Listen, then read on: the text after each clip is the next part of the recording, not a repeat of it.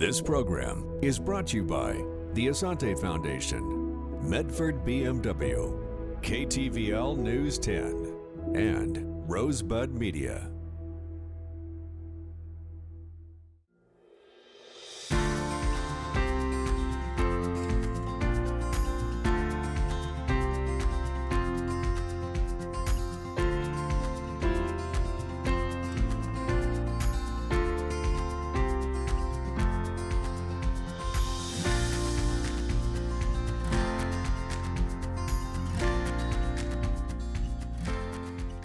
Welcome to the Grape to Glass series. We're going to take you on a journey across Oregon into the beauty of the state's breathtaking wine country. We go behind the scenes to discover the unique story of 6 Founders Barrel Auction wineries of the Oregon wine experience. We start in the heart of the Rogue Valley with a winery that rose from the ashes to reinvent their quality in the vineyard, in their wine, and in the experience for all who walk through their door. This place is completely different. If you visited Two Hawk before you guys were the owners, and if you visited Two Hawk today, it's a completely different winery. Yeah, we're kind of, instead of Two Hawk, we're the Phoenix Rising in some aspects. Outside and in, what changed when you guys took over? We took over at the end of March in 2014 and moved up here the following weekend. We did change the label, number one, so we kind of had a different persona in that respect. But really, we just focused on ultra premium quality at every step of the way. Ross Farms for ultra premium fruit. I always seek ultra premium service, and then Kylie is making some ultra premium wines. And so all of that brings the new Two Hawk into focus. And we tore out a little bit over a third of the existing vineyard and replanted. We acquired the property next door so that we could plant additional vines. Basically doubled the acreage through expansion. 2016, the on-site winery was built. We were one of the first winery to be built in the Rogue Valley with a solar energy component that provides somewhere between 75 and 100% of our energy needs. Everything that we put into that winery, that's our style, it's our way, and that's really, really important. It's a really good team. You know, we all have very specialized areas of expertise, and we all respect the experience of the other people, you know, so I don't worry about what goes on in the vineyard or in the tasting room, because I know they've got that covered, and I hope that they don't worry about what goes on in the winery, because they think, you know, they know that I've got it covered. The communication's always flowing and always open, but at the same time, you know, the trust factor is there that everyone's doing their job every day. Just give me a tractor and I'm good. Exactly. Yeah, pretty much. In the tasting room, I mean, we have this beautiful aesthetic, so I didn't have to change a lot with that. I just decluttered it a little bit, and then getting staffing to the level that we wanted them to be in terms of wine knowledge and how to present wine. And we've just worked really hard over the last 5 years to change all those aspects. What is it like to be part of this sort of Southern Oregon coalition of these amazing winemakers that it's a lot different from the guys up north? The Rogue Valley is finally coming into itself. Positioning-wise, timing-wise, we were very fortunate in the sense that we got in when we did, because in the past 5 years, what's happened as far as recognition goes for the Rogue Valley and the wines produced in the Rogue Valley AVA, everybody's now mentioned, you know, how fabulous the wines are here, so it's a lot of fun. And you're a part of that. Exactly. Oregon Wine Experience, the barrel auction. Participation has grown since this started. Fundraising has more than doubled in the last few years since all of this began. What was the motivation for you guys to get involved with the barrel auction? It's really about giving back for us, for me anyway. And there's a lot of illness in this world, and it's heartbreaking, and it's especially heartbreaking when it's kids. And so if we can do something to help with that, I absolutely want to do that.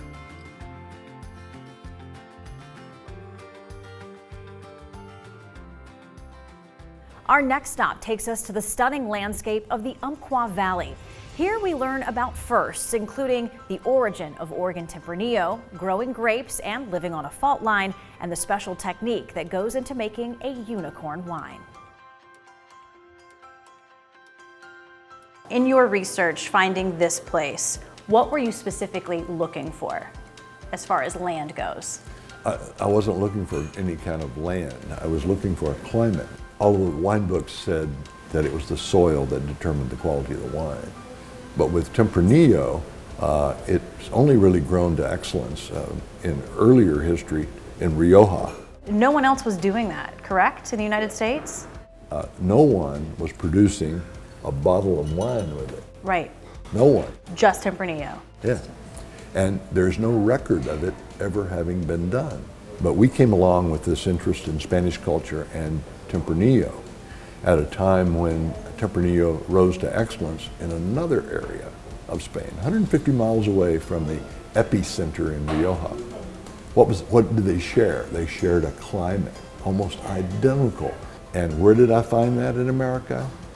Southern Oregon. The climate is what brought you here, but the property itself is incredibly special. Talk a little bit about the fault line and... Dumb luck. Science drove us to the climate. We stumbled on this piece of property. Nice. Basically, the vineyard is a huge experiment. You know, I'm a scientist, Earl's a scientist, so we treat everything very scientific, and it was very easy to see that everything is quality driven here. Yeah. And the goal is to make the best Tempranillo that we possibly can. Andrew and I have similar palates. We taste everything together every year, but he makes all the decisions. I'm not. I'm just sort of tasting with him and putting in my 2 cents. I think that's the best job. Doing the tasting. And the 2 cents. Yeah. Getting to Oregon Wine Experience, I know for you, it's so important for both of you to be involved with events that include wineries from across the state. It's this sense of family when it comes to other wineries. Why is it important for you two to be involved within Oregon Wine Experience? I mean, it's a wonderful venue with the wines, and over the years, it's just become bigger and bigger and better. That's sort of our philosophy. I guess it gets back to the courtyards in Spain. Yep, you gotta be a team player. And the wine for the barrel auction is very special. Yes, it is. It's very special. It's not like anything we bottle. Talk to me a little bit about this wine, this very exclusive wine that you're creating for the barrel auction this year. So it's very convenient that time of year when the OWE is happening, that it's at the very end of my bottling season. So I have all of my high-end reserve wines left, and they're all in tanks. So I just started doing the mad chemistry thing, just blending together with different beakers and graduated cylinders, and making sure that Tempranillo dominates the blend for sure, but including a little bit of Malbec or some Syrah in there, just creating this highly exclusive high-end wine. And once I get the blend that I like, which might take 10 or 15 different blends, then I will assemble one barrel of it and put it back into that barrel and then bottle it at a later date. A wine that no one else will ever get. It's like a unicorn wine, right? It doesn't exist except in the cellar of 10 people. Now we head north to the charming Yamhill County, which is the home of 2 different wineries nestled in the hills of the northern Willamette Valley. The first encounter tells the tale of 2 lifelong pals and pioneers at the root of the Oregon wine and culinary scene. Our next stop showcases teamwork at its best, starting in the luscious soil to the popping of the cork and unleashing a glass of excellence from within the bottle. Tell me about this on the glass, this Live Certified Sustainable. What is this? Live Certified Sustainable is an organization of Northwest wineries, primarily Oregon, that subscribe and adhere to sustainable practices in what we spray, in our health and welfare of the employees, in our water use, our carbon footprint. It's a comprehensive program of sustainability. You guys met in the Army. How long were you guys there? 3 years. 3 years. At what point do you end up in Oregon? Well, it's all his fault. When I got out in '69, a buddy of mine and I hitchhiked across country from California and visited Dave. And I'm sorry, you hitchhiked? Yes. Across the country? Across the country. You could still do it back then. Some friends I had in McMinnville knew I liked cooking, and they said this little place is closed up and they're trying to get out from under the lease and sell the equipment for nothing. And I knew nothing, almost nothing about restaurant work. Because of that timing, which I knew nothing about, I got to meet the early winemakers because they're all happy to have a place that tried to make good food, and they sold their wine to me and I bought it, and that meant a lot more to them than I realized. It did, because at that time in Oregon, wine was French or it was California. And I came out to visit Nick at his encouragement around 1979, I think, I would something think, like yeah, that. 79.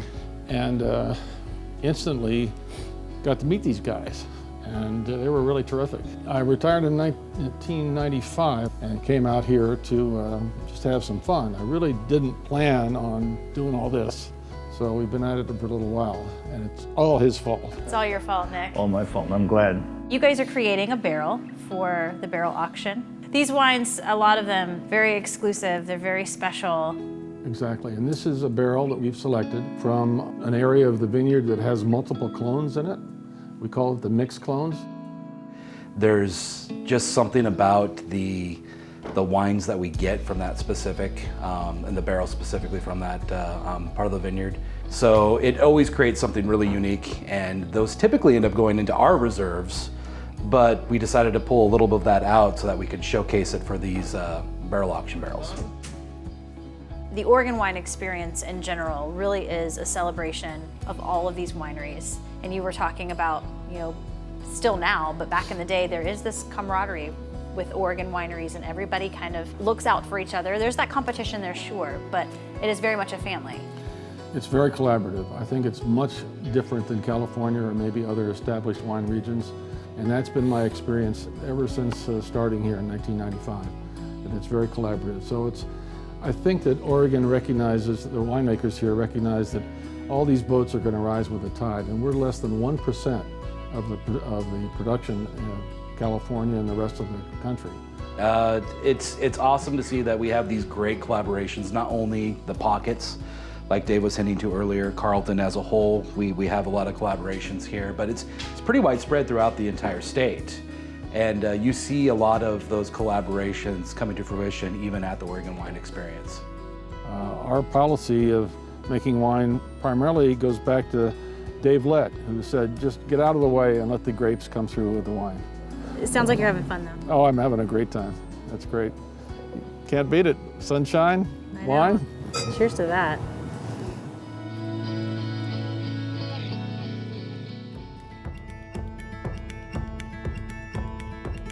Talk to me a little bit about the landscape here at Archery Summit. I mean, we walked up that hill, so I know it's a little hilly. Feel the burn this morning. I didn't know I was gonna get a workout. Yeah, grapes love the hills. I mean, it's a southern exposure. It's Gary Anders chose this site not just for the winery, but for the vineyards. Gary Anders was a dreamer, and you know, to pull this off when he did back in the early 90s, I mean, this was one of like the cool, just like, wow, like Archery Summit is just incredible. Like, who drills caves underground? I mean, and still today, it stays 55 to 60 degrees all year round. Walk me through the tasting experience at Archery Summit. Gosh, well, we really like to pull in aspects of the winemaking, of the place. We have the unique asset of the caves, and everything is both customer facing as well as true production space. This isn't just show space. Our production team is down here topping barrels, doing barrel tastings, working with the wine, and interacting with guests as they come through. People are working here, People are working here, yes, yes. But what is it about working with vines specifically that you love so much? That every year is a challenge. You're working with Mother Nature, not against her. You'll never beat her. To quote John Wooden, it's what you learn after you know it all that matters most. So every year you learn something new, but the following year is going to be a completely different year. 5 vineyards make up Archery Summit. That's right. So we have 100 acres or so. We're dealing with about 85 right now that are planted. And you know, we've got Arcus, which is really rocky and textural.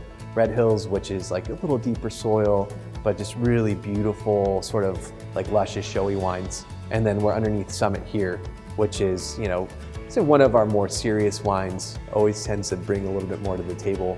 And each site gives its own signature, and yeah, it's fun because not one single vineyard behaves the same way. That's every time you hear that sound, an angel gets its wings. I was gonna say the same thing. I think everybody that walks into this building is taken care of. Like, everybody that works for this operation has a place, and I think we all realize that. I have a great crew. I mean, I can't say enough for what they do. I mean, I expect a lot of them, and they'd be the first to tell you that, but they're amazing. Talk to me about Oregon Wine Experience, the barrel auction this year. You are creating a barrel. We want to do a specialized cuvee for this event. We're really excited to be part of it. I almost have he's 2-year-old, and we have another baby on the way. And we're fortunate enough to be able to care for our children, but it kind of makes you really sad to see kids that are born into something that they can't control. But I think being involved in your community, I mean, it says volumes about who you are as a company, who you are as people. And we're always looking for ways to give. We're on this together. And I think that is kind of the spirit of Oregon. You know, with events like these, it's nice to be together in something so philanthropic. At Archery Summit, It takes all of us in winemaking, Vineyards, and hospitality. to make sure that you enjoy Every last bottle of our wine. Next, we venture to the picturesque scenery that encompasses the southern Willamette Valley, where we find out about a successful winemaker's journey from Argentina to Oregon and why he tells his mom he's not coming home. Then we touch upon tragedy that struck deep and how this multi-generational family of women continue their incredible legacy of Oregon wine.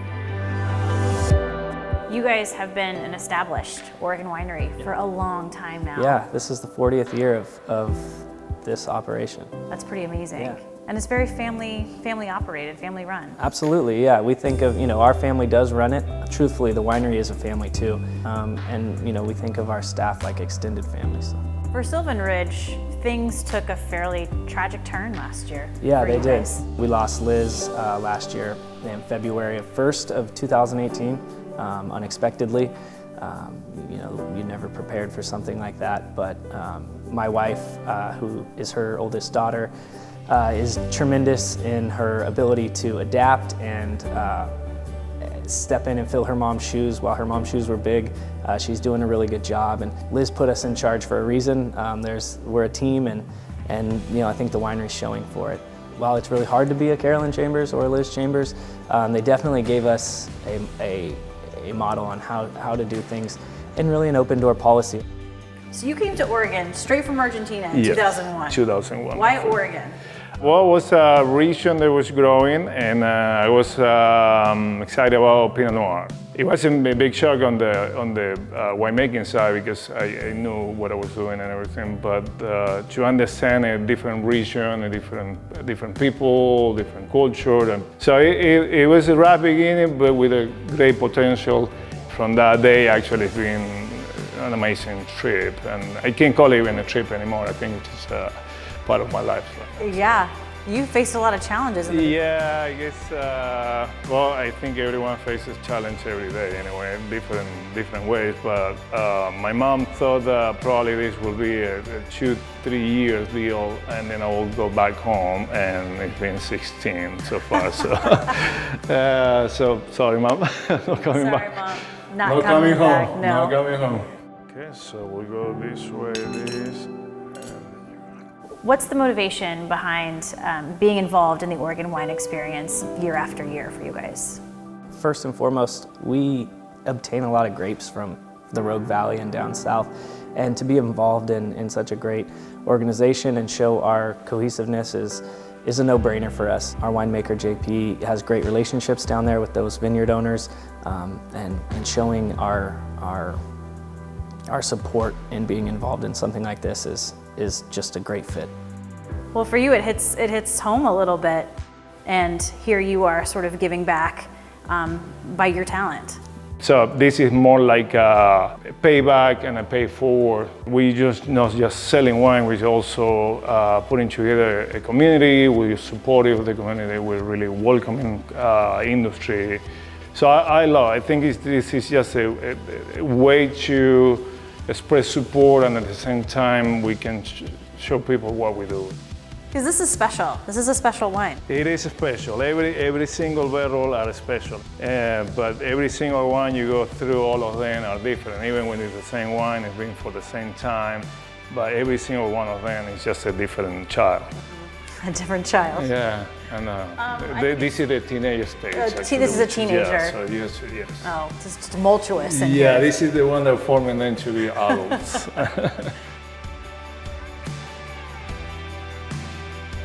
Our final stop brings us to the exquisite Applegate Valley, which is a little piece of heaven located within the beautiful mountains of southern Oregon. We break bread with an amazing family who tells us what it's like to work among generations of family members and the creation of a special blend of wine for a special girl. Where did this love of wine come from? Well, and Judy and I were in college together. I was a political science major at the time, and Jude was studying to be a psychologist, and we would sit down around the table all night and talk politics and drink wine. We bought this in 2000. We laid out the vineyards and we planted in 2001. And What did you think when you saw the property? Could you see the vision? I do not have the vision that Cal does. He can visualize buildings, what things are going to look like. When we moved out of the Victorian house, I said, I will go, but I got the greenhouse. That was my bargaining point. So that was one of the first things he built, was the greenhouse. Jude is a green thumb. She can grow anything. Well, speaking of green thumb, you guys did what we're sitting in right now. You did this, the two of you. We did all of it, yeah. Physically? Yeah. You said we're do-it-yourselfers. We are.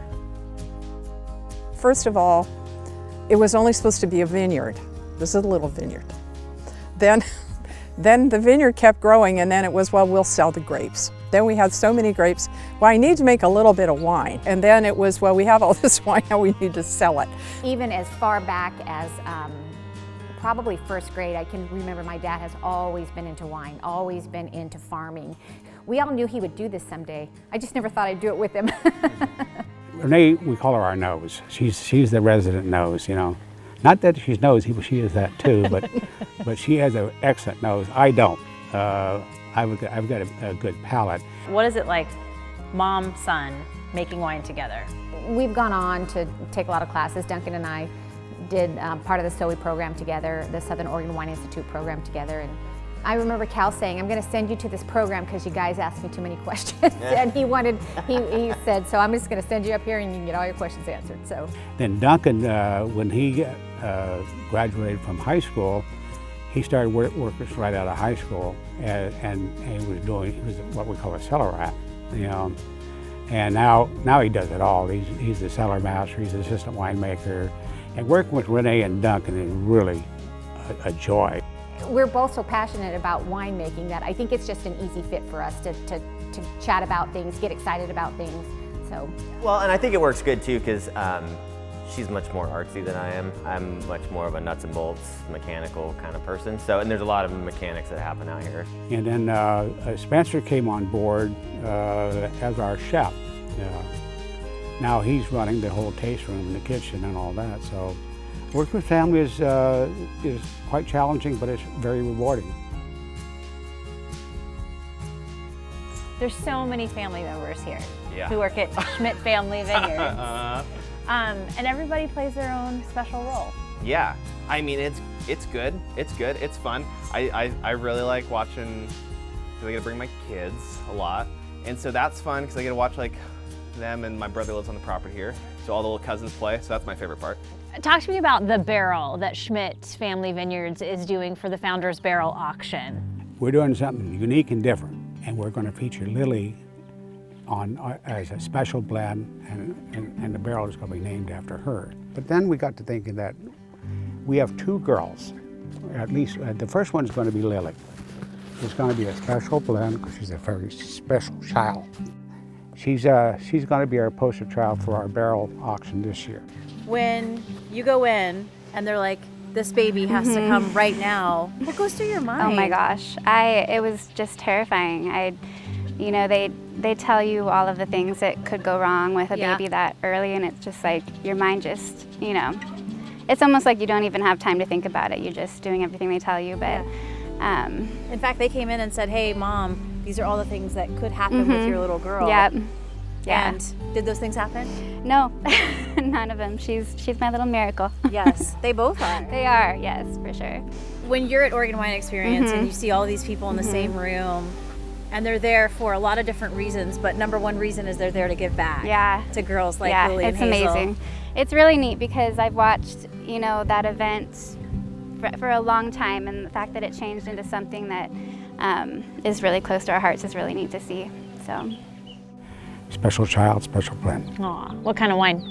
It's a blend. Okay. We're going to take the best of everything that we have and, Oh. and make a super wine. Nice. I love it. She's a blend, so we're going to. I was just going to say. Thank you for joining Grape to Glass on this extraordinary journey into the full breadth and depth into Oregon wine country. Cheers.